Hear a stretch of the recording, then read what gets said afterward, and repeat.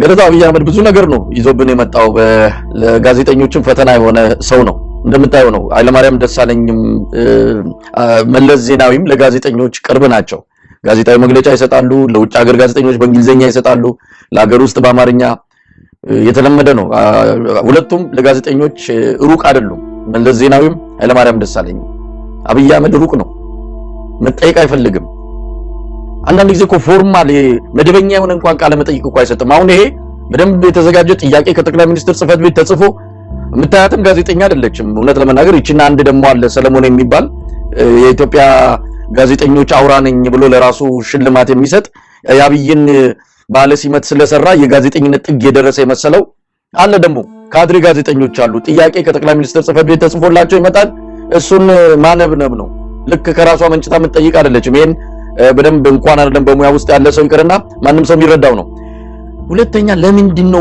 አንዳንድ መረጃዎችን በሆነ ስብሰባ ላይ ነው ጣል የሚያደርገው ለህዝብ በይፋ መገለጽ ያለበት ኃላፊነት አለበት ጠቅላይ ሚኒስትር ነው ተጠያቂነትም አለበት አንድም መረጃ በስማ በለውና በኮሪደር ውስጥ በሚለቀቅ አሉባልታ በሚመስል መልኩ ነው የሚለቀው በጣም እኮ የሚገርም በጣም አሳፋሪው ነገር የኢትዮጵያ ቴሌቪዥንም የኢትዮጵያ መገናኛ ብዙሃንም ከጠቅላይ ሚኒስትር ጽፈት ቤት መረጃ ስለማያገኙ የሱ ፌስቡክ ስር ነው የሚርመጠመጡት የሆነ ነገር ሲጽፍ እሷን እየወሰዱ ነው ዜና የሚያደርጉት እንደዚህ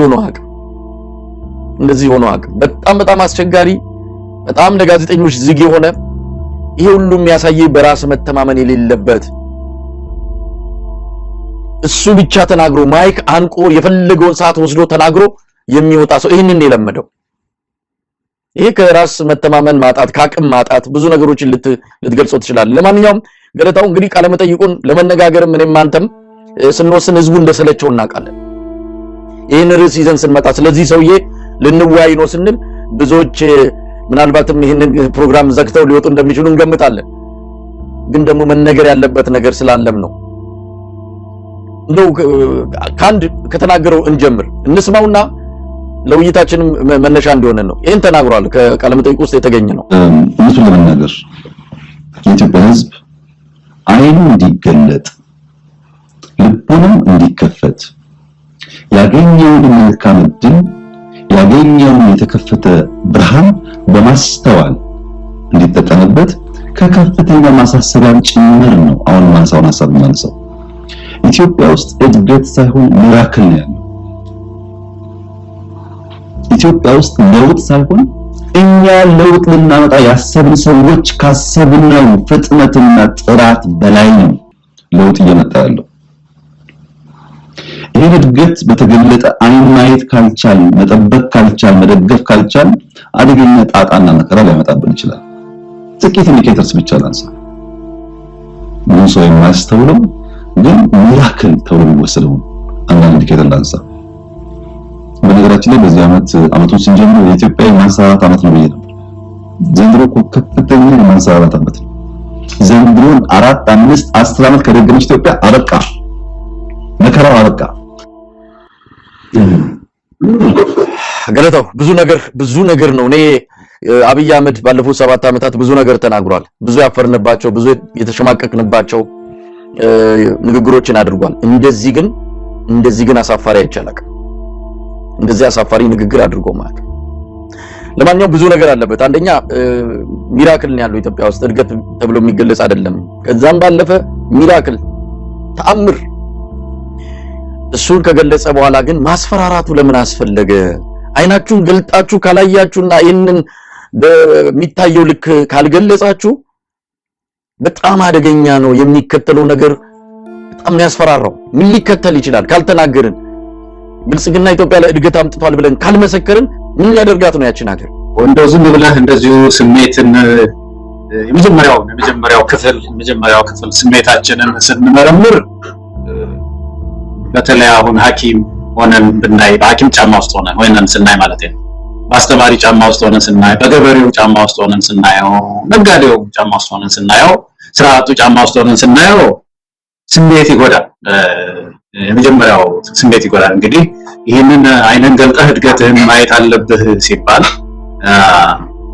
ለዚህ እኮ ነው ሰው ቴሌቪዥን ልስበር አይነት ነገር የሚያስብለው በዚህ ደረጃ ገልብጦ ሲናገር ሲሰማ ህዝቡ እየበለጠ እየጠላው መጣ። ይሄ ደግሞ በሁሉም ቴሌቪዥን መተላለፍ አለበት ማለታቸው ይገርመኛል። እኔ እንደው ምን አድርጎ ሊጠቅማቸው ሰውን እያበሳጨ የበለጠ ለስርዓት ለውጥ እንዲታገል ከማድረግ ባሻገር ምንድን ሊጠቅማቸው አላውቅም። እኔ ፒአራቸው ነው የሚገርመኝ መሳይ።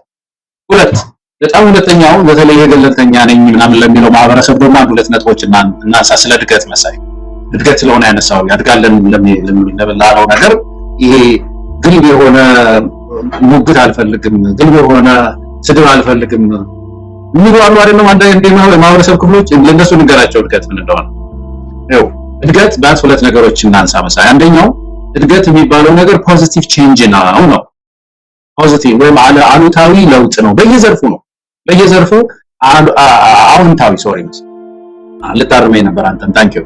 አዎንታዊ ለውጥ ማስመዝገብ ነው። በጤናው አዎንታዊ ለውጥ ከትናንቱ ዛሬ መሻል ማለት ነው። ፖዚቲቭ ቼንጅ ይባላል። ይሄ ፖዚቲቭ ቼንጅ ለማምጣት ደግሞ ሁለት ነገር አለ። አንደኛው ኤጀንሲስ ያስፈልጋል። ለውጥ ሁልጊዜ ኤጀንሲ ይጠይቃል። አሁን በኮሪያ ውስጥ አንዱ ኤጀንሲ ሴማል እንዶንግ ይባላል። በኮሪያውያን እድገት ውስጥ የታወቀ ኤጀንሲ እና ተቋም ማለት ነው። ተቋም ይፈጠራሉ መሰለኝ እድገት ለማስመዝገብ ተቋማት አሉ። ያሉ ተቋማት ነባር ተቋማት ይኖራሉ፣ አዳዲስ ተቋማት ሊኖሩ ይችላሉ። አንድ ይሄ ነው። ሁለተኛ ኤጀንሲ ይጠይቃል እድገት። ሁለተኛው እድገት መለኪያ ያለው ይሰፈራል።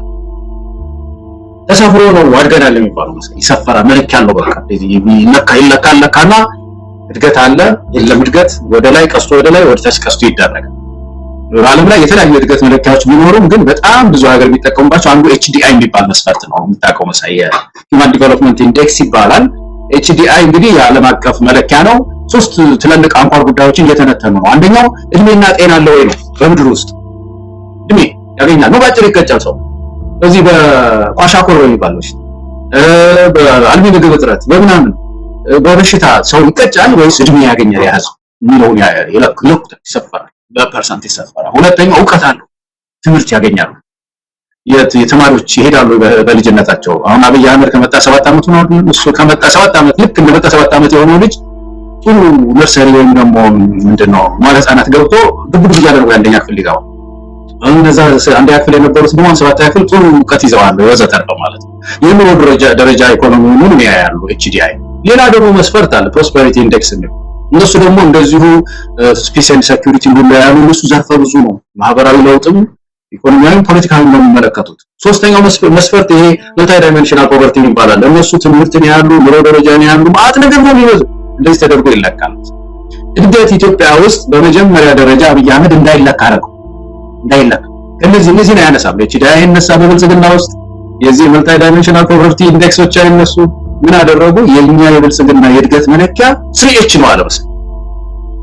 ምንድናቸው እነዚህ 3Hዎች ደግሞ ሳይንስ ማናቃቸው በእድገት ትምህርት ውስጥ የሌሉ ምንድናቸው ሲባሉ ሃፒነስ ነው አለ አንዱ H፣ ሁለተኛው H ደግሞ ሃርሞኒ፣ ሶስተኛው ደግሞ ሂውማን ኢንተለጀንስ ይባላሉ አለ።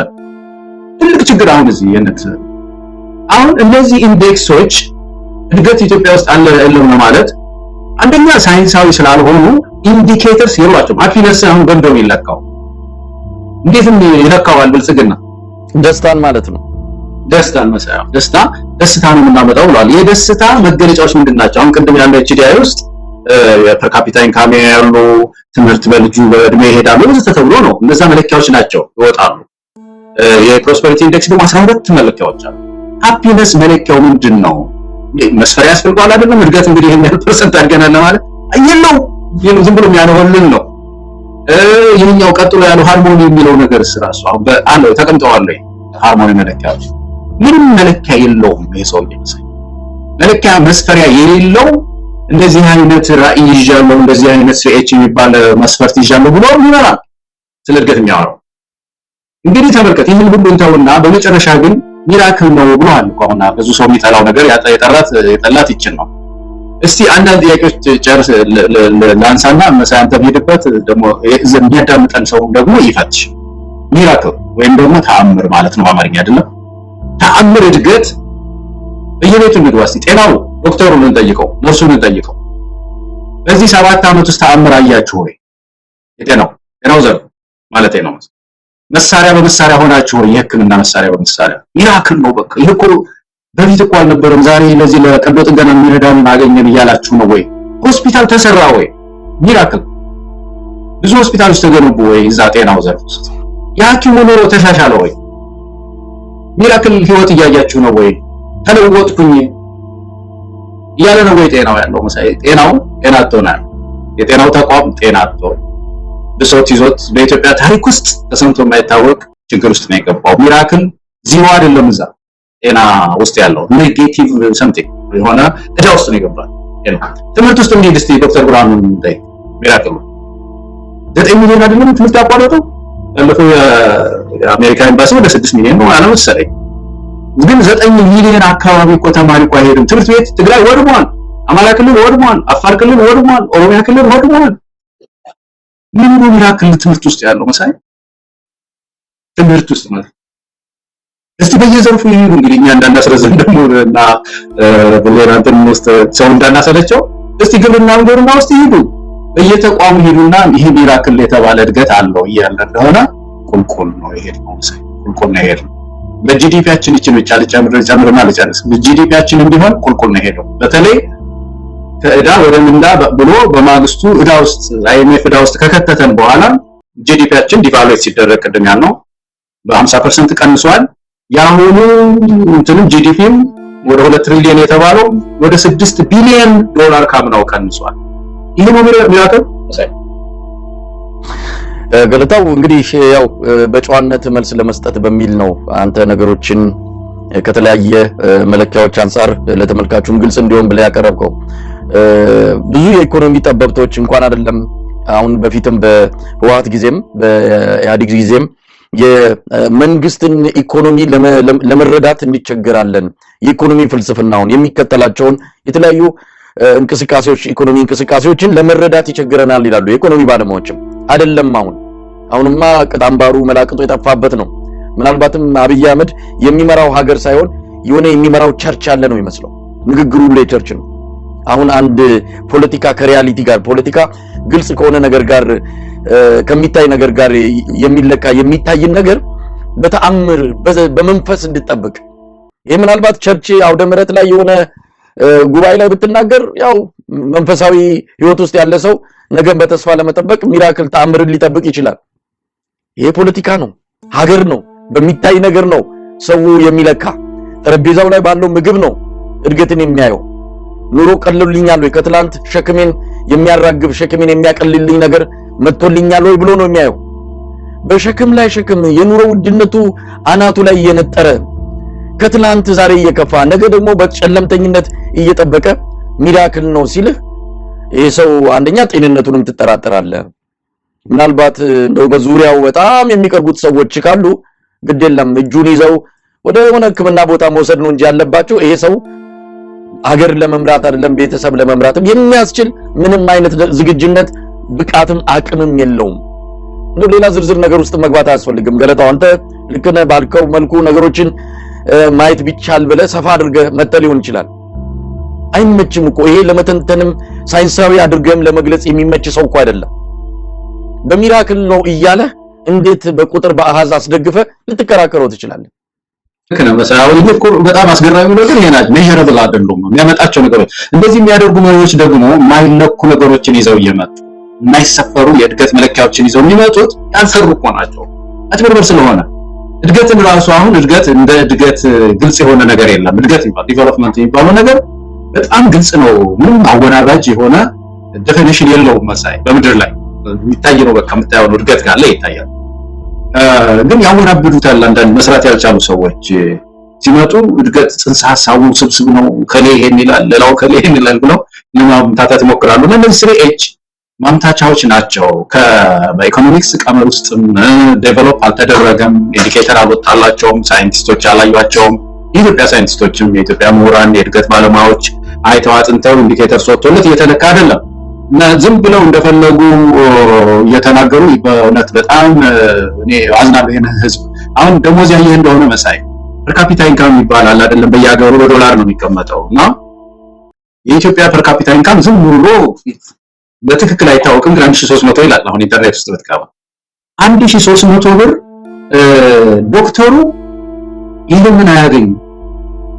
ይቺ ፐር ካፒታ ኢንካም የምትባለው ማለት በብር ስትዘረዝረው በወር 15000 ብር ማለት 15000 ብር አካባቢ ያገኛል አንድ ኢትዮጵያዊ ይላል።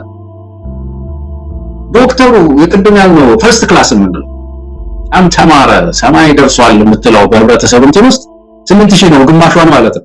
ያገኝ ፐር ካፒታ ኢንካም ላይ ተቀምጦ የተባለው ዳው ማለት የኬንያ ዶክተር ደሞዝ የአንድ ወር ደሞዙ የኢትዮጵያ ሐኪም የአዲስ የሚቀጠረው ማለት ነው የዓመት ደሞዙ አይሞላም። የዓመት ደሞዙ እኮ $700 ነው አልኩ። እነሱ እኮ በወር እኮ 1500 ነው ምናምን የሚያገኙት ኬንያውያን፣ ያው አንደሰን ያሉት ማለት ነው። እና ይሄ ሚራክል ነው ወይ ነው? አሁን ምንድነው በሞር ይሄ ሰው መጥቶ እንደዚህ ክህደት በፈጸመ ጊዜ ሐኪሙም መምህሩም በእውነት ተአምር ነው ወይ በህይወቴ እያየሁ ያለሁት? ተቋሙንም ነው ሁለት ነገር ነው የሚያየው። አንደኛው የግለሰቡን ኑሮ፣ መቼም ኢኮኖሚክስ እንደዚህ ነው። እድገት የሚባለው ነገር በህብረተሰብ ውስጥ በቴብል ላይ የሆነ ነገር እየጨመሩ መሄድ ነው። በህብረተሰብ ፍላጎት ኒድ ላይ የሆነ ነገር እየጨመሩ መሄድ ነው። ፖዚቲቭ ቼንጅ አለ ነው። ያ እየጠፋ ከሄደ እድገት አለ ሲል አንድ ባንክና ታንክ የሚያዝ ሰው ኢትዮጵያውያን ነው ብሎ ነው መስራት ያለው። ምን ታምታታለህ አይደል? ማደጉ ቀርቶብኝ ኢትዮጵያውያን ምድር አለ አይደለም ጽድቁ ቀርቶብኝ ይላል። በቅጡ በኮነነኝ ያንተ መልእክት እኮ ያንን ነው የሚያሳይ ይመስለኝ።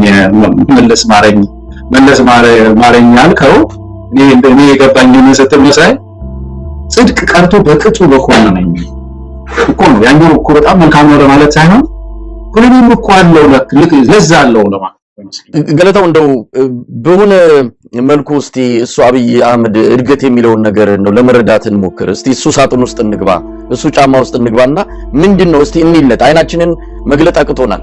እሱ እንደሚለው ግለጡ አይናችን፣ ካልገለጥን ያው የሚከተለው ነገር ነግሮናል። በጣም ትልቅ አደጋ ሀገሪቱ ላይ ሊመጣ እንደሚችል አስፈራርቷል። እሱንም እናነሳዋለን። ግን እስቲ እሱ ጫማ ውስጥ ገብተን አይናችንን ገልጠን እንመልከት። ምን አለ? እንግዲህ ምናልባት ኮሪደር ልማቱን ሊያሳየን ነው። የስንዴ ልማት አለ። የስንዴ ልማቱን አየነው እኮ በዓለም አቀፍ ደረጃ ዳታውም ቁጥሩም ወጣ። ምንም ነገር የለም። በምን እስቲ 1 2 3 ብሎ የሚገልጹት ነገር ምንድነው? የአባይ ግድብን ያነሳዋል። አባይ ግድብ አንደኛ የተጀመረው በዛኛው በኢህአዴግ ዘመን ነው። ሁለተኛ አባይ ግድብ ገና እንትኑ ተሰርቶ ሳያልቅ 80 ቢሊዮን ብር እኮ ገና ያስፈልጋል የተባለለትም ገና ብዙ የኢትዮጵያን ኢኮኖሚ የኢትዮጵያን እናቶች መቀነት የሚያስፈታ ነው ገና የሚቀረው። አሁን ለመስከረም ሽርጉድ እያሉ ነው አቅጣጫ ለማስቀየስ እንመርቃለን ብለው። ስንተኛ ዙር ምርቃት እንደሆነ አናውቅም።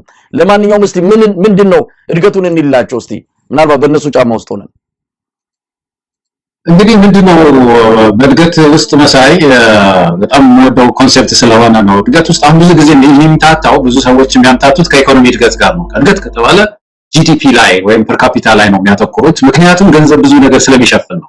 እውነታቸው ነው በአደባባይ ገንዘብ ካለ ትምህርት ታገኛለህ፣ ጤና ታገኛለህ፣ ብዙ ነገር ስለሚያዝ ከገንዘብ ጋር እድገት ሲባል ጂዲፒ እና ፐር ካፒታ ነው የሚታየው። እና ግን ዋናው መስፈርት እሱ ሆኖ ስለሚታይ በጂዲፒ ወይ በፐር ካፒታ ያየነው እንደሆነ እሱ ጥሩ ነው የሚለው እንግዲህ ትሪሊዮን ገብተናል ነው የሚለው። ብሩ ትሪሊዮን ገባ ነው። ትሪሊዮን እንዴት ገባን? ሸጠን ነው? በእርግጥ ኤክስፖርታችን አድጎ ነው ወይስ ምንድነው ሚስጥሩ? የትሪሊዮን ውስጥ የገባንበት ሚስጥሩ ምንድነው? ያን እንደሆነ አንድ ሁለት ነገሮች ናቸው። አንደኛው የብር ዲቫሉዌሽን ቅድም ያልነው ዲቫሉዌት ማለት ቫልዩ ማሳጣት ማለት ነው። እና አይኤምኤፍ ምናምን ገብተው ዲቫሉ አድርገው ይባላል። ይሄ ዲቫሉዌሽን ለማን ይጠቅማል? እነሱ በትንሽ ገንዘብ ብዙ ብር ይገዛሉ ማለት ነው። በትንሽ ዶላር ብዙ ብር ይገዙናል እኛ ለዛ ሀገር ቤት ገብተው ማለት ነው። እና ትናንትና $5 ይገዙት የነበረውን ነገር ዛሬ $2 ሊገዙት ይችላል ማለት ነው። እነሱ ለኢትዮጵያውያን ደግሞ ከውጭ ስናመጣ ምንድነው የሚሆነው? $1 ለመግዛት በጣም ብዙ ብር እንሰበስባለን ማለት ነው። እነዛን ያሉ ብሮች ሰብስበን ማለት ነው የምናስገባው ነገር እዛ ውስጥ ስንገባ እንግዲህ ከባድ የኢኮኖሚ ክራይሲስ ውስጥ እንገባለን ማለት ነው። እና ይሄ ያመጣው ነው። ባለፈው ፕሮፌሰር ተሾመም ገልጿል። ጂዲፒም ሲጠና ራሱ መሳይ ምንድነው ሲሰራ ብዙ ጊዜ ሳይጠለል ሲሰሩት ፕራይስ ታይምስ ኳንቲቲ ነው የሚባለው። ያለው ምርት መጠን ሲባዛ በዋጋ ማለት ነው። እና ምርት ሳይጨምር ዋጋ የሚጨምር ከሆነ ጂዲፒ ይጨምራል ነው የሚቀጥለው። ልክ አሁን ይሄ የትሪሊዮኑ እንደዛ ነው። ወደ 2 ትሪሊዮን ገባን አሉ። በአሁኑ ጊዜ 2 ትሪሊዮን መንግስት በጀት አመጣሉ። ነገር ግን ይሄንን ትሪሊዮን ወደ ዶላር ስትቀይረው መሳይ ከባለፈው ዓመት ወደ 6 ቢሊዮን ዶላር ይቀንሳል። ከባለፈው ዓመት አደግን እንዳንል ይሄን የተቸገርነው ትሪሊየኑ እሱ እንደሚለው አድጓል፣ ግን ሪል ኢንካማችን ሪል ጂዲፒያችን ቀንሶ ነው ያለው። በምንድነው እንግዲህ አደግን የሚባለው ነገር? እስቲ ነፃ ሆነን እንፈልግ ያሉ እንደሆነ ሎጅ እንግዲህ ተቀምጧል። ማንከዳው ነገር ነው። ሎጆች ተገንብተዋል። የተወሰኑ በኮሪደሮች ተሰርተዋል። እንግዲህ በአብይ አህመድ ዘመን ተመዘገቡ የሚባሉ እነዚህ ናቸው። ግን ይሄ እነዚህ ለውጦች ይሄ ሎጅ ለአርማጭሆ ህዝብ ምኑ ነው? ለአፋር ህዝብ ምኑ ነው? ለአማራ ገበሬ፣ ለትግሬ ገበሬ፣ ለኦሮሞ ገበሬ ምኑ ነው? ሄዶ አይዝናና አያውቀው። እሱ ተወው፣ ዶክተሩ አይዝናናባት ሄዶ አይደለም መዝናናት ቤት ኪራይ መክፈል አልቻለም ማለት። ስለዚህ እኔ ለማጋነንም ሳይሆን እድገት የሚባለው ነገር ቅድም ያልነው ማህበራዊ፣ ፖለቲካዊ፣ ኢኮኖሚያዊ ጉዳዮችን አንድ ላይ ጠርንፎ የያዘ ነው። በሀገር ደረጃ እድገት ሲታይ አንድ አቅጣጫ ግን ጭማሪ አለ ለማለት ካስፈለገ በውበት ሳሎን አካባቢ የተወሰኑ በሱ ጫማ ስላልከኝ ነው መሳይ የተወሰኑ የውበት ሳሎኖች አሉ። እንግዲህ ሌላ ምንም ገባን እኮ ምክንያቱም አንዳንድ ጊዜ ምናልባት ስርዓቱን ስለምንቃወመው ስርዓቱን ሁሉ ጊዜ ስተቱን ብቻ እየፈለግን እንደው አልታይ ብሎን ይሆን እንዴ እሱ የሚላቸው ነገሮች ከሚልም አንፃር እንደው ምንድነው የምን በር ፈልገን እኮ ለመውጣት ብለን ነው። እስቲ እንየው። ምናልባትም እያስፈራራ ስለሆነ የኢትዮጵያ ሕዝብ አሁን አይኑን ገልጦ እሱ የሚለውን እድገት ካልመሰከረና ካልተናገረ ነገ ሊያመጣም የሚችለውን ነገር ዕዳና ምንድነው ያለው መከራ ነው የሚመጣለው። ትልቅ መከራ ይመጣል ብሏል። ይሄን ካልመሰከር ለዛ በሚል ጨንቆን እኮ ነው። እንደው ከጥላቻ ነው ይሉታል። አይ ጥላቻ አይደለም የሚታይ ነገር ስለሆነ እስቲ ያሳየን ነው። አሁን እንደምትለው ሎጅ ተሰርቷል። አዎ ኮሪደር ልማት ተሰርቷል የሚባለው ነገር ብልጭልጭ አምፖል ምናምን ዛፍ ሽንት ቤት አንዳንድ ቦታ ተሰርቷል። እንግዲህ ይህንን እድገት ብሎ እንዲመሰክር የኢትዮጵያ ሕዝብ ይጠብቃል። ደግሞ አሁን ሰልፍ ይደረጋል መሰለኝ የኮሪደር ልማቱን በመደገፍ በአንዳንድ ቦታዎች ሰልፍ ይደረጋል ተብሏል። ስለዚህ የኢትዮጵያ ሕዝብ ማንቁርቱን እየታነቀ አብይን ወጥቶ እንዲያመሰግን እድገቱን እንዲናገር ሊደረግ ነው ማለት ነው። አለዛ እዛች ሀገር ላይ መከራ ያዘንባል፣ እዛች ሀገር ላይ እልቂት ያመጣል ማለት ነው። አብይ አህመድ ሲናገር አይተ እንደሆነ ረገጥ አድርጎ ነው ከከፍተኛ ማሳሰቢያ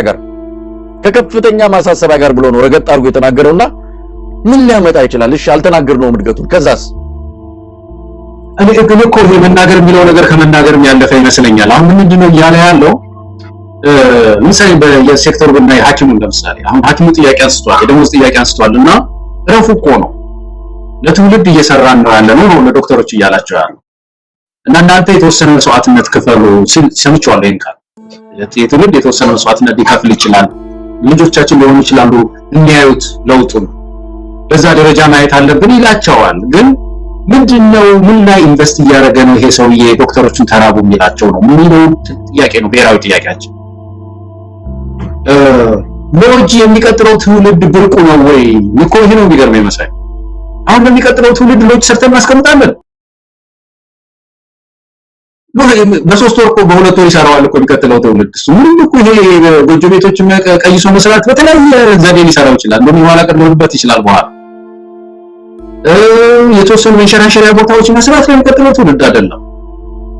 ኢንዱስትሪዎች ገንብተን ቢሆን የሆነ ፋብሪካ፣ ትላልቅ ፋብሪካዎች፣ የማዳበሪያ ፋብሪካ፣ ኦይል ሪፋይነሪ ባለፈው ያነሳ ነው ድርጅት ይዘን ከየሀገሩ የሚወጡ ሰዎች ኢትዮጵያን የሚያክል ትልቅ ሀገር እሱ ላይ ኢንቨስት እያደረኩ ነው። የነዳጅ ማጣሪያዋ ትለቅ፣ ከዛ ደሞዝ ይመጣል ቢል እኮ አንድ ሰራተኛ ለመከራከር ይከብዳል እኮ መሳይ የተወሰነ ጥሪት እያያዘን ነው ይላል። እና አባካኝ የሆነ ሰውዬ ለዚህ ነው ማነሳውና ይሄንን ጥያቄ አነሳን ነው የምትል ወየውን እኮ ነው ያላቸው ያለው። እኔ በእውነት ኢትዮጵያውያን እንደዚህ እንዳልከው ነው መሳይ ያለ ማጋነን እንደዚህ ተዋደል አናውቅም። ሰውየው አንዳንድ ጊዜ ሳይው አሁን ይሄን ነገር ሲናገር ሳይ የሕክምና እውቀት የለኝም እንጂ ጤነኛ አይመስለኝም መሳይ።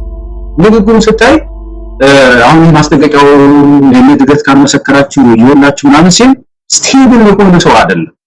እባካችሁ ኢትዮጵያውያን በእውነት በጣም ችግር ላይ ነው የወደቅነው መሳይ፣ ችግር ላይ ነው የወደቅነው።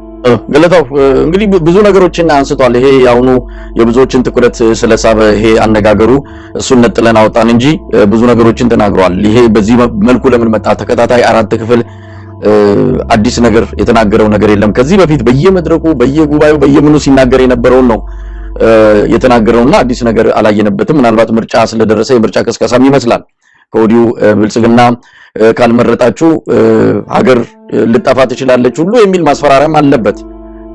ብዙ ነገር ብሏል። ሰሞኑንም ስናነሳው ነበረ ከነ ኢንጂነር ይልቃል ጋልም እንደዚሁ እንዳጠብቀው የመጡ ነበሩ።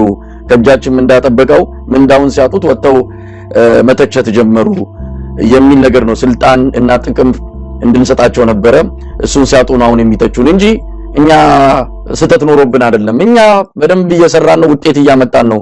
የሚተቹን ሰዎች ውጤቱን ማየት ያልቻሉት እነሱ ከኛ የጠበቁት ነገር ስለነበረ እሱን ሲያጡ ነው የሚል ነገርም ተናግሯል። አንዳንድ ጊዜ እውነት መሪ ነውና ለወንበሩ ክብር ሲባል ነው ይሄን ሰው ያንስተን መልስ ለመስጠትም የምንሞክረው እንጂ ከሚናገረውና ከሰውየው ባህሪ አንፃር መልስም የሚገባው ሰው አይደለም፣ የሚመጥንም አይደለም። እስቲ ነው ይሄንን ቪዲዮ እንመልከተው። ገለታው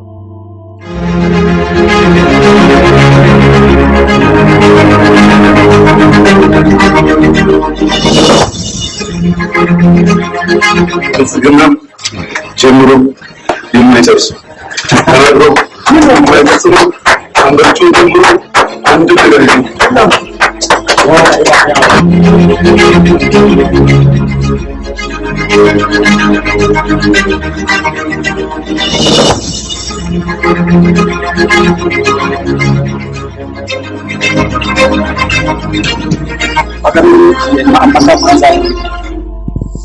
ገለታው ይሄንን ቪዲዮ ያለ ምክንያት አላመጣሁትም። አንደኛ ጩኸት በዛ፣ አብይ ጋር ጩኸት በዛ። እንግዲህ ጩኸት ሲበዛ የሆነ ነገር ትጠረጥራለህ። አባባልም አለ ምንድነው የዳ ሰርግ ጥሩምባ ይበዛዋል ይባላል። በጩኸት የምታደርገው ነገር የሆነ የምታሳምነው ሰው ካለ በሚል እንግዲህ የሚሞክረውን ሙከራ ነው የምናየው። ምናልባት አለመስራቱም ጭንቀቱም አለ ከግራ ከቀኝም። ሰሞኑን አውሮፓም ሄዶ ተዋርዶ ነው የመጣው። በዚህም በግራ በውጭውም በውስጡም ነገሮች አልተሳኩለትም። የመጨረሻው ደረጃ ደረሰም ይመስላል።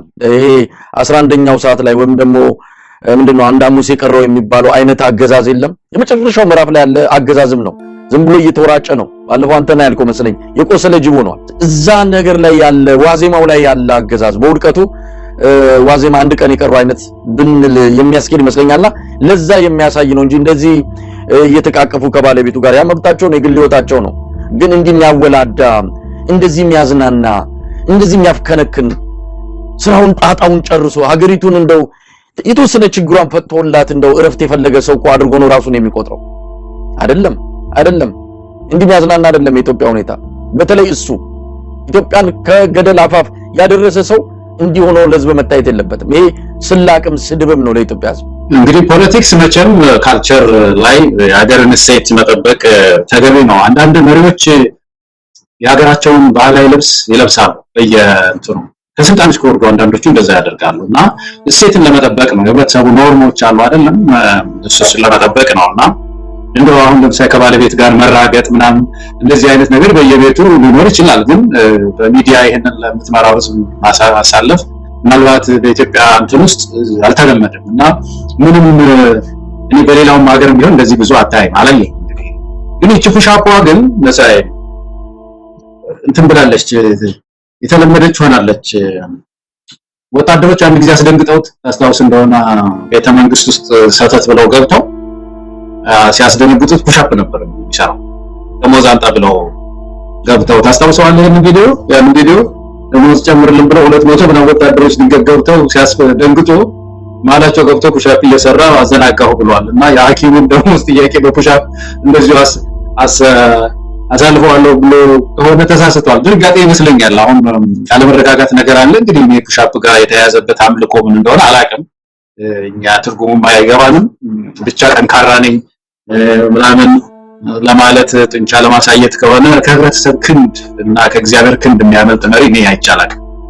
የህብረተሰብ ጥያቄ መመለስ ነው እንጂ ጡንቻ ማሳየት እኔ ፈርጥም ያለው ማለት ምንም የፖለቲካ ፑሻፕ ምንም በየትኛው የፖለቲካ አስተሳሰብ ውስጥ መልእክትም የለውም። እንግዲህ እስካሁን የምናውቀው የራሳቸው የገባቸው ነገር ካልሆነ በስተቀር ያመራሩ ዘይቤ የሆነ የሱ አስተዳደር አንዱ መገለጫ ፑሻፕ መስራት፣ ሩጫ የሆነ ቦታ መሮጥ፣ ሳይክል መንዳት፣ ህዝብ ይቀበለኛል ህዝብ ይወደኛል ብሎ ደግሞ በየከተማው እየሄደ መኪና እየነዳ በጣም ደካማ ሰው ነው። ልብሱ እኮ ባህላችንን አይገልጽም። የሚለብሳቸው አንዳንድ አሁን እዚህ የተለዩ ልብሶች አሉ። አንዳንድ እንትኖች ላይ የሚለብሳቸው የት ሀገር ባህል እንደሆነ ሁሉ አላውቅም። የተለያዩ ነገሮች ያሉት ሰው ነው። የተለየ ካልቸር ይዞ ለመምጣት የሚፈልግ ሰው ነው። ምልክቶቻችንን ሁሉ ያጠፋ ሰው ነው። አንበሳውን አጥፍቶ ሚፊኮክ የተከለ ሰው ነውና በተወሰነ ደረጃ ኢትዮጵያን የማይመስሉ እሴቶች እየገነባ የመጣ መሪ ነው እና አይገቡንም አንዳንድ የሚሰራቸው ነገሮች። አሁን ፑሻፕ አሁን የተያያዘብኝ ይሄ ነው። በቃ ደግሞ ጥያቄ ሲነሳ ፑሻፕ ይሰራል እና ያ ከሐኪም ጥያቄ አሁን በፍጹም ሊያመልጥ አይችልም። ይሄ ጡንቻ ከሆነ እያሳየ ያለው ነው። ከህዝብ ክንድ ከእግዚአብሔር ክንድ ያመረረ መሪ የለም። ኮሚኒስቶች ነበሩ እንደው ጡንቻቸውን የሚያሳዩ እዚህ ድረስ ይቀለባበሱና ምናምን ግራ እጅ አውጣ ቀኝ እጅ አውጣ ምናምን እንደምስዋለን እንጨፈልቀዋለን ይላሉ ምናምን። ብዙ ተራመደም ያ ክንድ ወዲያው እንትን ያለው ከህዝብ መታረቅ ሰራተኛ መታረቅ ለሐኪም ጡንቻ ሳይሆን ማሳየት ችግሩን ፖለቲካዊ በሆነ መንገድ የህብረተሰቡን ችግር መፍታት ነበር መሳይና የትም ያደርሰው። እንግዲህ ገለታው ምናልባት ሁለት ቀሪ ቃለ መጠይቆች እንዳሉ ነው የሰማነው። 4 ክፍል ነው የተባለው። የህዝብንም ማስተያየት እያየን ነው። እውነት ለመናገር ሰሞኑንም በሶሻል ሚዲያ ላይ እስካሁን ደጋፊ ሆነ የቆየ ሁሉ ይህንን የሰሞኑን ንግግሩን ተመልክተው በቃን ብለው ከሱ ባቡር ላይ የወረዱ ሰዎችንም እንደዚሁ አይተናቸዋል። አሁንስ ሀገር ያሳዘነችኝ ወዴት ነው እየሄደች ያለችው ብለው በሰውየው ንግግር ብቻ ሌላ እስከዛሬ እኮ ሲደግፉት የነበሩ ግን ይሄ የሰሞኑ ንግግሩ ብቻ ይሄ ያስቀየማቸውና ከዚህ በኋላ ካንተ ጋር አንቀጥልም ብለው ከባቡሩ ከተሳፈሩበት ባቡር የወረዱ ቀላል አይደሉም። የኢትዮጵያ ህዝብንም እንደው የልብ ትርታ በተለያየ መልኩ ለመከታተል ሞክረናል። እንደው ቃለ መጠይቅ መስጠቱን መግለጫ መስጠቱንም ያልሰማ የትየለሌ ነው።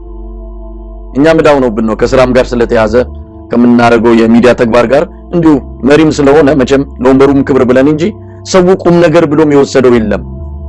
አንደኛ ምን አዲስ ነገር ከመሪው ሊሰማ የሚፈልገው ብዙ ነገር አለ። እሱን አይነግርም። እሱ ዳመና ውስጥ ነው ያለው። የተለያዩ ጉዳዮች ኢትዮጵያ አንገብጋቢ የሆኑ ጉዳዮች አሉ። ሐኪሞቹ ጤና ባለሙያዎቹ አድማ ላይ ናቸው ያሉት። በፊት ከነበረው የጤና ችግር ባሻገር በዚህ በአድማው ምክንያት የህብረተሰቡ ጤና ተቃውሷል። የኑሮ ውድነቱ ሰማይ ደርሷል። እንቁላል 23 ብር ገብቷል። ገለታው እንቁላል 23 ብር ገብቷል። እነዚህ ጥያቄዎች ሰውን ይከሉናው ከኑሮ ጋር የተገናኙ ብዙ አንገብጋቢ የሰላም ጉዳይ ሰላምና ጸጥታ፣ እነዚህ ላይ ምንም አብይ አህመድ አይናገርም። ለዚህ መልስ አይሰጥም። እሱ ሌላ ቦታ ነው ያለው። አይ ምንድነው እንግዲህ ብሔራዊ ጥያቄ ኢትዮጵያውያን ሁላችን መጠየቅ ያለብን አንድ ትልቅ ጥያቄ አለ መሳይ። አሁን ሐኪም የጀመረው ጥያቄ ፍትሃዊ ጥያቄ ነው። እድገትም እኮ አይደለም የጠየቀው። እንዴት $400 $59 አደረስከኝ? ይሄ እኮ በጣም አስገራሚ ነው። ባለም እኮ አልታየም እንደዚህ አይነት ድህነት መሰል። አንድ ቤት በአንድ መስመር ማለት ነው። አንድ በሐኪሙ መስመር ሄድን እንደሆነ $400 $59 ምናምን ነው ዛሬ። እንግዲህ ደግሞ ነገ ሲጨምር ይወርዳል ማለት ነው። እንዴት በምን ሂሳብ እዚህ ደረጃ ደረስኩ? ፈርስት ክላስ የተባለ በህብረተሰብ የተከበርኩኝ የህብረተሰብ ልጅ እንዴት እዚህ ደረስኩ? $59 መምህሩ እንዴት ከ$300 $40 ገባው? ጂዲፒያችን አሁን ያለው ነው መሳይ ከህዝብ ቁጥር አንፃር ሲዘረዘር እየቀነሰ ባጀቱ እየቀነሰ ነው የመጣው። እሺ አሁን ለሚቀጥለው ሁለተኛው ጥያቄ ለምን እዚህ ደረስን ብቻ አይደለም፣ ወዴት ነው የሰው የሚወስደን? ደግሞ እድሜ ባገኘ ቁጥር መጨረሻችን ምንድነው? በሰላም በሴኩሪቲ መጨረሻዋ ምንድነው? እቺ ምድር በኢኮኖሚ መጨረሻዋ ምንድነው? እቺ ምድር ምን ከባድ ጥያቄ ሲቪክ ድርጅቶች፣ ፖለቲካ ፓርቲዎች፣ የሰራተኞች መጠየቅ አለብን፣ ወጣቶች መጠየቅ አለብን። ማስቆም ታኮ ያልነው ባለው አትሊስት ስታፕ ሂር እዚህ ጋር ቆምና ከዛ እንደገና የምንሰራው ስራ ቆማት ነው የሚሆነው መሰለኝ። አሁን በተለይ የሰራተኛው ደሞዝ ጉዳይ በቀላሉ በደሞዝ ጭማሪ እኮ የሚፈታ ብቻ አይደለም። የተለያዩ ጥቅማ አድርገህ እያስታመምክ ቀስ ብሎ መፈታት የሚችል ሆኗል፣ እዚህ ደርሷል።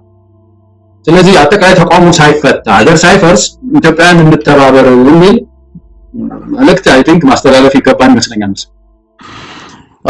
ገለታው እንግዲህ ዛሬው ዝግጅታችን በዋናነት እዚህ ላይ ያተኮረ ይሆናል። ሌሎች ርዕሰ ጉዳዮች ቢኖርም ለጊዜው በዚሁ እናበቃለን ማለት ነው። በጣም ነው የማመሰግንህ ገለታው። እኔም እጅግ በጣም አመሰግናለሁ መሳይ። መልካም ቀን ይሁንልህ።